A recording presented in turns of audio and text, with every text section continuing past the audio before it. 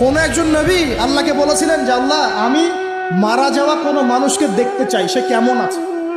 এটা শুনেন ভালো করে হাদিসটা, মারা যাওয়া কোনো মানুষকে আমি দেখতে চাই, সে কেমন আছে। আল্লাহ পাক সেই নবীর আরজি কবুল করলেন, বললেন আচ্ছা ঠিক আছে দেখাচ্ছি। কবরের সামনে গিয়ে দাঁড়ালেন। 1000 বা 2000 বছর আগের কোনো ব্যক্তি যে মারা গেছে তাকে কবর থেকে চিন্তা করা, নবী দেখছেন এবং সে ভয় থরথর করে কাঁপছে, এখনো ভয় থরথর করে কাঁপছে।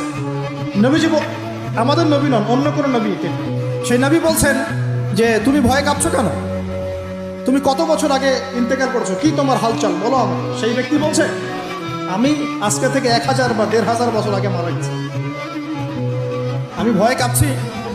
যখন আমি মারা যাচ্ছিলাম মালাকুল মউত যে আকৃতি নিয়ে আমার সামনে এসেছিল, ওই আকৃতি আমি এখনো ভুলতে পারি না, তাই দেখে আমি থরথর করে।